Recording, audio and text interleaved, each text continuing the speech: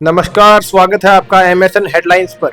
चलिए जानते हैं आज की देश दुनिया की और सिलेक्टेड काम की 50 वो बड़ी खबरें जिन्हें बिकी हुई मीडिया आपसे छुपाती है। लेकिन उससे पहले आप इस चैनल को सब्सक्राइब कर लीजिए ताकि रोज ऐसी खबरें हम आप तक पहुंचा सकें। हार्मोज में ईरान पर अमेरिकी अटैक, अचानक कच्चे तेल में हलचल, फिर बड़ा महंगाई का खौफ। अमेरिका की ओर से ईरानी तेल सेना पर हार्मोज के आसपास किए गए अटैक के बाद अचानक कच्चे तेल की कीमतों में तेल उछाल देखने को मिला है। आईपीएल वीडियो पर विवाद, पंजाब किंग्स के बाहर होते ही ट्रोल हुई श्रेयस अय्यर की बहन, बोली गालियां मत दो। क्रिकेटर श्रेयस अय्यर की बहन श्रेष्ठा अय्यर को एक वीडियो पर काफी ट्रोल किया जा रहा है, उन पर भद्दे कमेंट्स किए जा रहे हैं। ऐसे में श्रेष्ठा ने सामने आकर हेटर्स को लताड़ लगाई।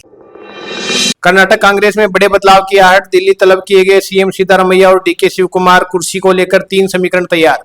कर्नाटक कांग्रेस में नेतृत्व बदलाव को लेकर चर्चाएं तेज हो गई हैं। मुख्यमंत्री सिद्धारमैया और उप मुख्यमंत्री डीके शिव कुमार को दिल्ली बुलाया गया है, जहां राहुल गांधी और मल्लिकार्जुन खड़गे के साथ अहम बैठक होगी। मोदी जी, यही जैन जेड आपका अहंकार तोड़ेगा, सीबीएसई रिजल्ट धांधली पर बोले Rahul Gandhi. BJP IT cell को घेरा, नीट पेपर लीक विवाद के बाद अब सीबीएसई 12वीं के रिजल्ट और ऑन स्क्रीन मार्किंग प्रणाली पर गंभीर सवाल उठाए जा रहे हैं। नीट पेपर लीक को लेकर सवालों में के घेरे में परीक्षा कराने वाली संस्थाएं एनटीए है, जिस पर सुप्रीम कोर्ट भी सख्त नजर आया है।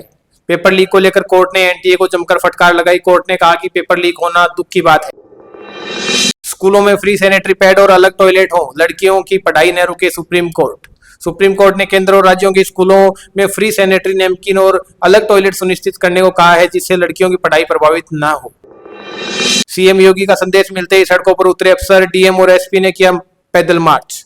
सीएम योगी का सख्त आदेश मिलते ही पुलिस और प्रशासन बकरीद से हाई अलर्ट पर है।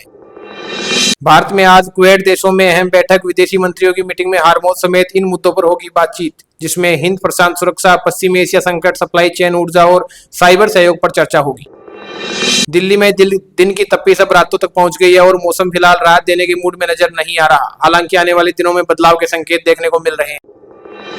देश के कई राज्यों में भीषण गर्मी के बीच बिजली और पानी का संकट गहराता नजर आ रहा है। एक तरफ सरकारें रिकॉर्ड बिजली सप्लाई के दावे कर रही हैं, तो दूसरी तरफ उत्तर प्रदेश, राजस्थान, दिल्ली, हरियाणा समेत कई राज्यों से लगातार बिजली कटौती, ट्रिपिंग, लो वोल्टेज और पानी की भारी किल्लत की तस्वीरें सामने आ रही हैं।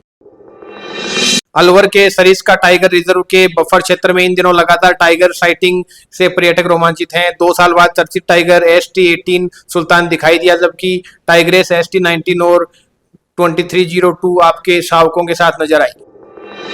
साइबर ठगी के साथ एक 3 साल पुराने केस में एक आरोपी को कोर्ट ने बरी कर दिया। अदालत ने कहा कि किसी शख्स के बैंक खाते में ठगी रकम आ जाना मात्र अपराध नहीं माना जा सकता। यह मामला साल 2022 में हुआ था और साल 2023 में गिरफ्तारी की गई थी।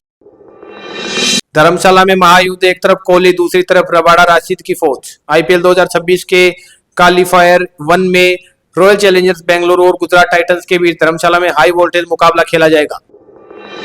चीनी कार कंपनी BYD भारत में इलेक्ट्रॉनिक कारों के बाद हाइब्रिड सेगमेंट में अपनी सबसे एडवांस टेक्नोलॉजी के साथ एंट्री करने जा रही है।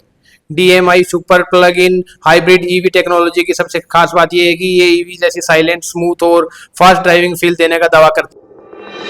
पेट्रोल डीजल 7 रुपए तो CNG 6 रुपए महंगी, पिछले 12 साल दिन आम आदमी की जेब पर भारी। देश में लगातार लोगों की महंगाई की मार पड़ रही है। अमित शाह का बॉर्डर मिशन, राजस्थान से बंगाल तक सीमावर्ती इलाकों को करेंगे दौरा, डीएम एसपी के साथ करेंगे मंथन। 25 मई की रात वे राजस्थान से बीकानेर पहुंचेंगे और अगले दिन बीएसएफ की सोचू चौकी पर दौरा करेंगे। भारतीय राजनीति की 3 सबसे तेजतर्रार नेता ममता बनर्जी, मायावती और जयललिता, तीनों की पैनी सियासत ने नई सदी में देश में विमर्श को नई दिशा दी, लेकिन अब तक इन तीनों की विरासत संघर्ष करती दिखाई दे रही है। अमेरिका के ईरान के स्टेट ऑफ हॉर्मोज को नियंत्रित करने वाले सैन्य ठिकानों पर ताबड़तोड़ मिसाइल हमले किए। अमेरिका ने बचाव में किया हमला बताया, जबकि ईरान ने इसे आक्रामक कार्रवाई करार दी।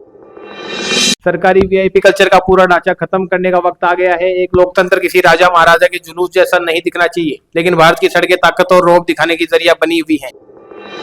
जिमखाना क्लब पर 48 करोड़ का रेंट बकाया, 3 नोटिस भेज चुकी है सरकार। दिल्ली जिमखाना क्लब के कुछ सदस्यों ने सोमवार को आरोप लगाया कि उन्हें बकाया रकम के बारे में पहले से कोई जानकारी नहीं दी गई थी। इबोला संक्रमण को लेकर ग्लोबल लेवल पर बढ़ती चिंताओं के बीच छत्तीसगढ़ सरकार ने ऐतिहासिक कदम उठाते हुए स्वास्थ्य विभाग ने रायपुर के स्वामी विवेकानंद एयरपोर्ट पर बड़ी निगरानी और यात्रियों की स्क्रीनिंग के लिए नई एडवाइजरी जारी की। मैं T20 में 200 रन बनाऊंगा, 15 साल के वैभव सूर्यवंशी ने कर दिया बड़ा ऐलान। वैभव सूर्यवंशी सिर्फ 15 साल की उम्र में ऐसे सपने देख रहे हैं जिन्हें बड़े बड़े दिग्गज भी सोचने को कतराते हैं।